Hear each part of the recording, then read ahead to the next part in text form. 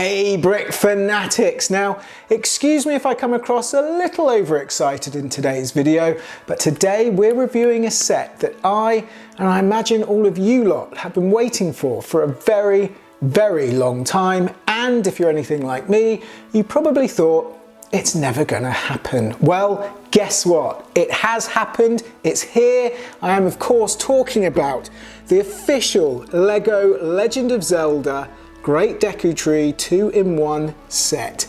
And boy, it was worth the wait. What a thing of absolute beauty this set is. Right from the start, it's clear that this set is a love letter from LEGO to Nintendo, celebrating their much-loved gaming franchise. And for fans of the series, the first 4 bags are going to feel like someone's attached a Zelda-ific dopamine drip to your arm and whacked it up to max. Honestly, the feel-good factor just keeps coming and coming and coming and coming. The very first thing that this set has you building is Link's house from Ocarina of Time. Now in the game, this is actually the very first location that you'll see, and so it kind of makes sense that this is the very first thing that you'll get to build. Now, it looks like quite a straightforward and simple little build, but the amount of detail and references that's been crammed into this is quite phenomenal. It's only 12 studs wide, yet there's references galore packed into every nook and cranny. From the sign outside written in Hylian that says Link's house, to his omnipresent and slightly annoying companion Navi. Luckily, this doesn't have any sound with it, so we won't have to put up with the hey, hey, hey, hey, hey every 5 seconds as we're building. But the best thing about this is the little crate of goodies at the back here. Now, I'm not going to go into too much detail about this because I don't want to spoil what's actually there, but it's crammed full of items and weapons and armor from across the series that fans are just going to absolutely love discovering. Now, once you put this little side build back together, the next steps see you building the Master Sword plinth from Breath of the Wild. Again, it's crammed full of detail. Now, if these 2 little builds were all that was included in the set, do you know what?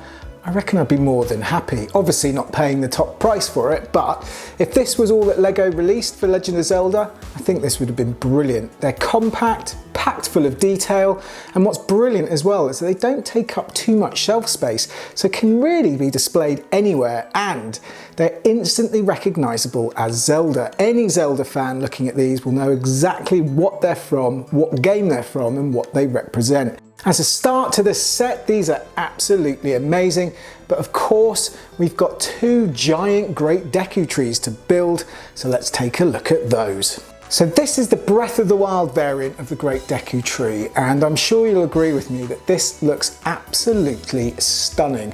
I really, really love the 2-tone pink sort of cherry blossom foliage at the top, and I love the way the designers have created this sense of scale by using these smaller brick-built trees either side that surround the Great Deku Tree that makes it feel like it's just this giant tree smack bang in the middle of the woods. The Master Sword plinth that you built earlier, that just slots into the front there, creating this bigger diorama. And what's really amazing about this set, if you get yourself right down to eye level, so you're almost eye to eye with Link and Zelda, and you look through, it genuinely does feel like you've suddenly been transported to the Lost Woods and you're in the middle of Hyrule itself. If you put the Lost Woods theme in the background as well, it is pure escapism. And I've probably done that more times than I care to count. Now, the build for this Breath of the Wild variant reminds me a little bit of a sort of cross between the Baby Groot set and Winnie the Pooh's 100 Acre Woods set. It's got the same colours and sort of techniques that Baby Groot had for the main body of the tree, and then with all this beautiful foliage around, it really does remind me of that 100 Acre Woods set. And that's no bad thing, because both of those sets were pretty enjoyable to put together, and so is this. There's nothing too taxing, or there's nothing too technical about this set, but it's just one of those sets that's just a joy to put together. It's pure LEGO bliss. Now, like the two smaller side builds, this is also jam-packed full of references.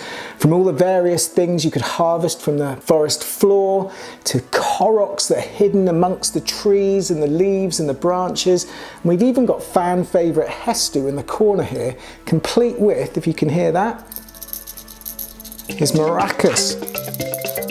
Love that attention to detail. On the flip side, the interior again is packed full of references. Anyone that's played the game for hours and hours and hours on end will instantly recognise this. The little mushroom shop that the Korok there selling various mushrooms in the back, the little bed that Link can sleep in. There's the little Korok up the top there that sets you on a number of different challenges.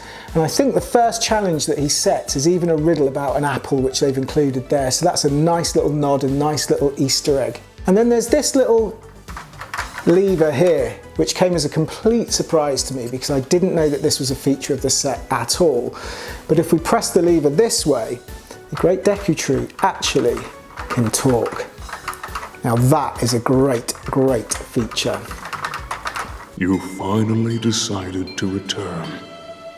Better late than never. For me, I think the Breath of the Wild version of the Great Deku Tree is as close to perfect as you could possibly get.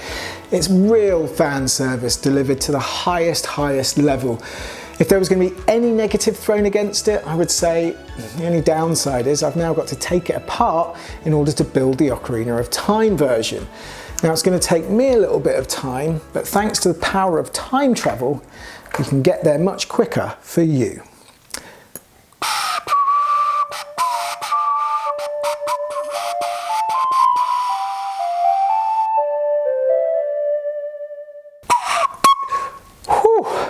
God, I tell you what, I don't think I'm ever going to get used to time travelling using one of these things. Makes me feel about 7 years older. Anyway, I've now finished the Great Deku Tree as featured in Ocarina of Time. And I've got to say, it's just as spectacular as the Breath of the Wild version. Now, the way that this 2-in-1 set works is that the first 9 bags are used to build a base foundation for both models that both models share. And then depending on which version you build, the parts are used to create that model. Now, the instruction manual suggests that you build the Breath of the Wild version first, and then later to build the Ocarina of Time version. However, I think that's slightly the wrong way round. I think this should be the first model that you're tasked with building. The reason for that is twofold. The first is that obviously this version appeared first in the franchise. And secondly, the Breath of the Wild model is just slightly more involved. There's slightly more going on. And I think it feels like a natural evolution both within the series itself and the build experience to build the Breath of the Wild model second. But it's totally up to you, it's personal preference. Either way, this model is jam-packed full of references, just like the Breath of the Wild model. There's Gossip Stones, there's Deku Barbars, there's the Deku Sprout, and obviously inside the Deku Tree is the first dungeon that Link explores in Ocarina of Time. And to get there, the mouth just opens up, allowing Link to enter. And on the back, there's a nice little nod to one of Link's formidable enemies that he first encounters, a gold Skulltula. Really nice little touch. There's a nice little hidden chest at the back there. No Zelda LEGO set would be complete without a famous chest. And inside is Link's fairy slingshot. One thing I find really impressive about this set is that both models are incredibly distinctive from one another. Sometimes with 2-in-1 sets, I'm thinking of the Porsche 911 just for example, the two models that are contained within, yes, they're different, but they still look fairly similar.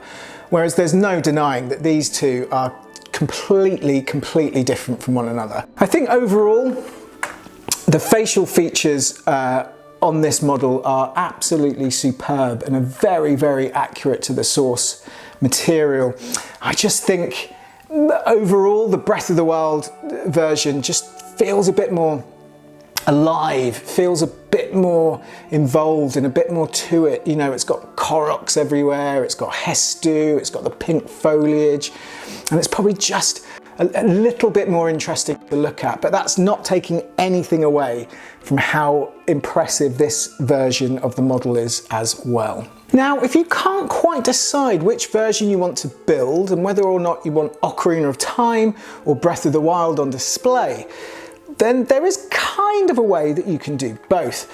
You see, the parts that are left over after you've completed this model will allow you to modify the Master Sword plinth from Breath of the Wild. Now, whereas the instruction manual has this looking fairly plain and fairly bare, I've put back some of the trees from the Breath of the Wild version. I've used the pink foliage at the top to create that lovely cherry blossom look. I've added Hestu in at the back and then just placed a couple of the Koroks hidden around the scene. And with Zelda and Link both there and the Master Sword in, I actually think this is a really lovely little display piece, and really lovely that this can be modified and this can be made from the pieces left over of the Ocarina of Time. And actually I think this is a really good middle ground between the both of them. So you could actually have the Great Deku Tree from Ocarina of Time built, and you could have this little nod to Breath of the Wild with the Master Sword plinth built too. And I have to say, even though I built this myself, I think that looks really, really nice. Now, how many of you have heard the adage that Zelda minifigures are just like buses? You wait an entire lifetime for one to turn up, and then 4 turn up all at the same time. This set includes 4 minifigures, 2 of which from Ocarina of Time, and 2 of which are from Breath of the Wild. Ocarina of Time features both young and adult Link decked out in their iconic green tunic, whereas Breath of the Wild features Link and Princess Zelda in their blue champion's tunic. They all come with weapons and accessories that are instantly recognisable from the series. Young Link comes with a tiny sword and his Deku shield, whereas adult Link comes with an amazing LEGO Ocarina of Time. Breath of the Wild's Link comes armed with a much larger sword and his traveller's shield, and Princess Zelda comes complete with a printed Sheikah slate tile. The hair and ears and caps are all one mould, which just come off like that. And likewise, Princess Zelda's is also the same. And each figure has 2 different facial expressions. I think these are absolutely fantastic recreations and are so good to finally have some Zelda minifigures in the collection. The printing on these minifigures is absolutely exquisite, with Link's champion's tunic probably being the best one, that goes right the way from his torso down onto his legs. Likewise, Princess Zelda's champion's tunic is highly detailed. The 2 Ocarina of Time minifigures, the printing's a little bit more basic on them, but then that's in keeping with the character design from the games as well. Now, no LEGO Zelda set would be complete without arming Link with his iconic Hylian shield and legendary Master Sword. But how accurate are these to the source material? Well, I've got quite a good way of finding out, because I have here an official Master Sword and an official Hylian shield. And before you ask, no, I didn't buy these just for this review. I have these in my collection and have done for a long time. Well, I have to say, the Hylian shield isn't just accurate, it's 100% recreation. It's got every single detail that you could want in it, from the fixtures to the royal crest to the Triforce to these little squiggly line things. It's absolutely spot on. As recreations go, you can't get much better than that. And likewise, the same can be said for the Master Sword. The little indents in the hilt, the textured handle, the diamonds. This one's actually gold, this one's actually sort of pearlescent. And just on that, actually, the blade itself on the LEGO version has got this slight pearlescence, and when it catches the light, the Master Sword glows, and it gives off that majesty and that magicalness that the blade possesses.